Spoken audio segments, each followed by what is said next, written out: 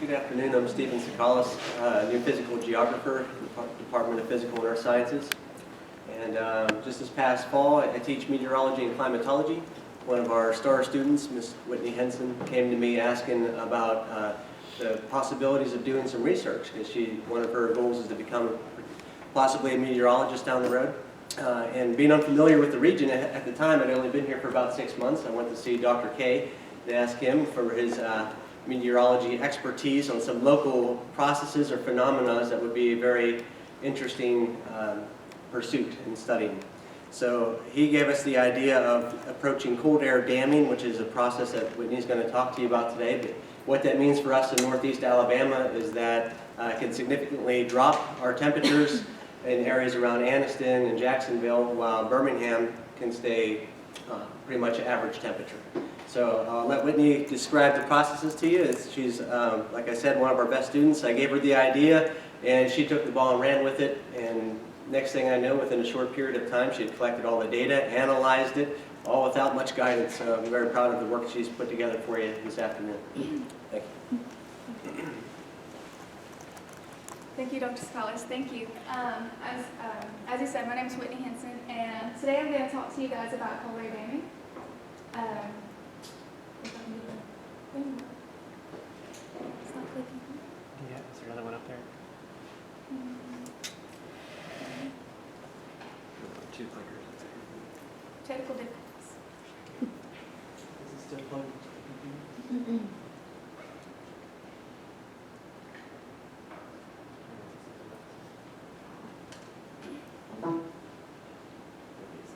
Here we go. Okay, as I was saying, today I'm going to talk to you guys about cold air damming and its effects on temperatures in the southern Appalachian Mountains. So what is cold air damming? Cold air damming is a mesoscale phenomenon in which a low-lying cold air mass is trapped topographically, usually on the eastern slopes of a mountain range. And one of the primary things you need is circulation around a high-pressure system, right here, where cold air is more dense, so it tends to sink. And because of this, it channels down the backbone of the mountains. In the initiation phase, there's a low pressure system that comes from the southeast from the Gulf of Mexico, and this with the high pressure system can cause upslope flow, which allows the cold air to flow down the backbone of the mountains. You need 3 primary ingredients for cold air damming. You need a low-level anticyclone or a high-pressure system to force upslope flow. And this is where the cold air begins to rise. Upslope flow experiences adiabatic cooling and slows down trying to ascend the terrain. And it cools even more, becoming even more dense and even heavier. So it sinks more. You also need terrain blocking for adiabatic cooling, as you see in the schematic, and an inversion atop a pool of cold air. And this is just where you have a pool of warmer air on top of a layer of cool air.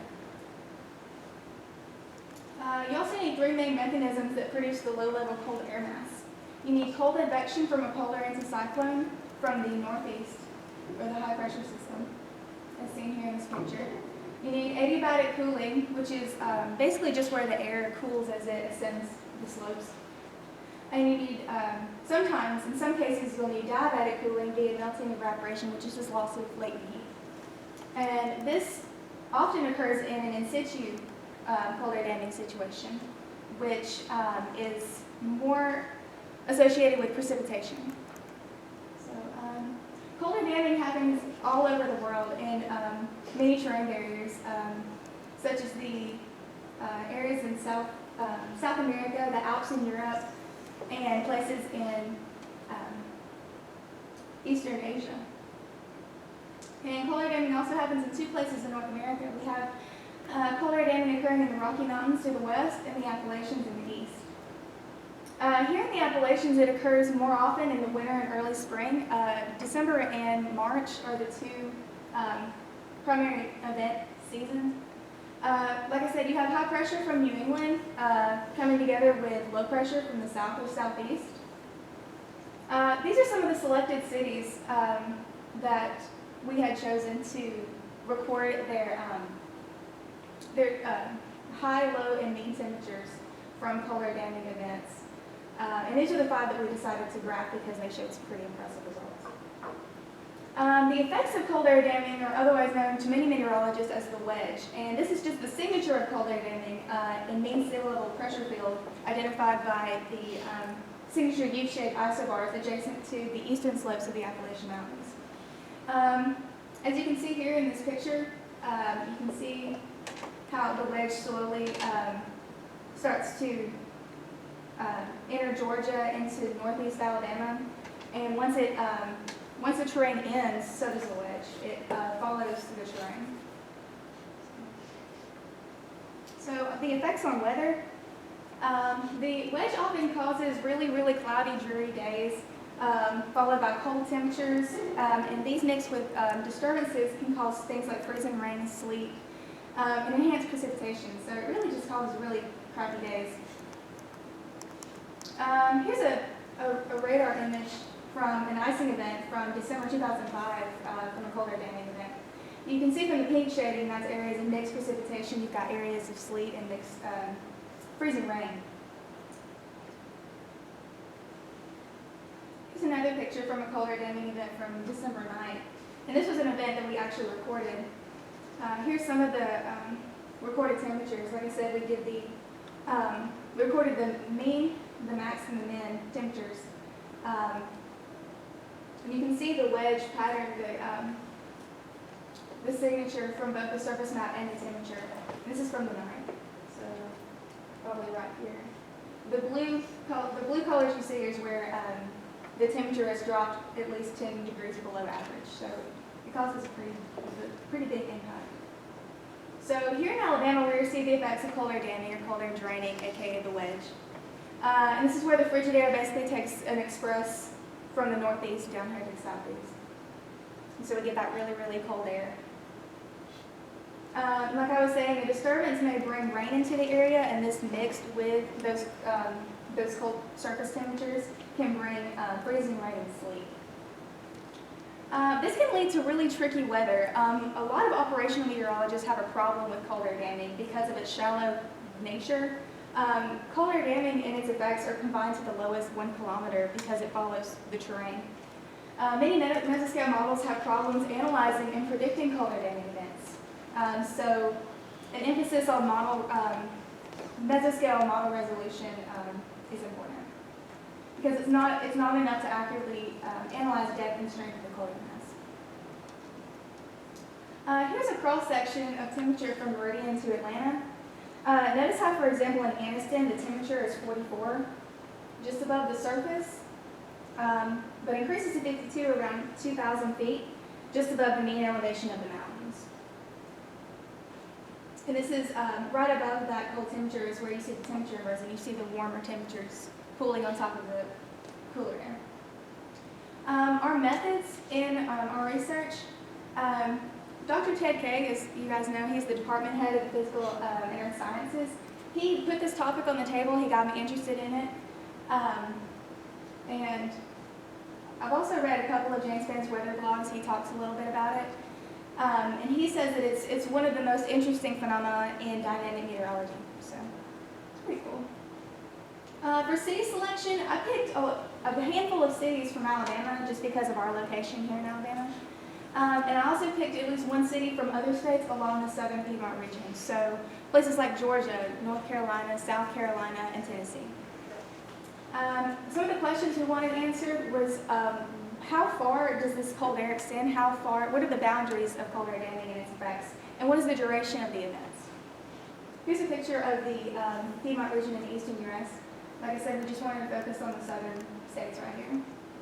Closer to home. I got my historical temperature data from NOAA, the National Climatic Data Center. You can easily access this historical weather from Wonderground. You can just type in any location and date, and it'll give you the high, the low, the mean temperature, along with other weather-related things that happen out there. Like I said, we recorded the daily high, the daily low, and the mean temperatures of the 12 selected cities. We recorded the day before the event. You can see there's only really one abnormally cold day. And it's North Carolina. And then the day of the event, you can see that temperatures are dropping. And then the day after the event and 2 and 3 days after. I kind of wanted to blow it up so you guys could see it, but it actually keeps going. Notice how the temperatures, the high temperatures are more affected than the low temperatures. You can see the day before, the high in Atlanta is 51, and then it goes down to 39. But the low goes only from 34 to 30, so it's not a very impressive drop in low temperatures. So we wanted to focus more on the high temperatures.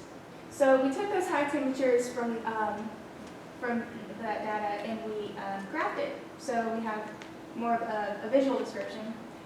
This graph shows the drop of the high temperatures starting at the day before the cold air damping event, and this graph actually pairs up with this data right here from January of last year. And you can see how all of them except Birmingham are greatly affected. They all, receive a dramatic drop in high temperatures. Birmingham kind of goes up first and then goes back down. So it kind of made me wonder if Birmingham is really in that boundary. This one, however, all the cities are eventually affected, some a little later than others. This is from December.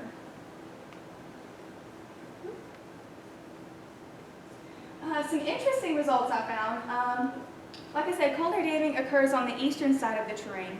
And a few of the selected cities that we had chosen, Knoxville and Chattanooga, they're actually located in the Great Appalachian Valley between the Smoky Mountains and the Cumberland Plateau. So they're actually west of the peaks. You can see all these brown areas, they're the mountain peaks. So I thought it was kind of weird because according to this data, they are definitely affected by the wedge effects. And even by these graphs, those Knoxville drops. And in conclusion, just going to wrap it up. Basically, cold air damping is a mesoscale or intermediate scale phenomenon where you've got really, really dense air that is channeled down the terrain, the Appalachian Mountains. It occurs all over the world. Here in America, it occurs in the west in the Rocky Mountains and in the east in the Appalachian Mountains. When does it occur? Here in the Appalachian Mountains, it occurs, the cold air draining occurs most often in March and December. Those are the peak months. How does it affect us? It affects fields of moisture, it affects fields of stability, and it affects fields of temperature. And I wanted to focus on fields of temperature. And as you can see from those graphs and from that data, it definitely has a very big effect on temperature. And mixed with disturbances, it can often bring freezing rain and sleet and just, really, really crappy weather. There's the wedge. And how long does it last? According to the data, it lasted anywhere between 1 and 3 days. So it really depends on what time of the year it is. Like I was saying, if it was in March and December, it usually lasted a little bit longer. And depending on how strong the anticyclone from the northeast from New England really determined on the duration of the event. And at that, I will take questions. I'd also like to acknowledge Dr. Kay for presenting this opportunity and this topic to me, putting this idea on the table. It's a very interesting topic, and I appreciate it. So I thought I would take questions.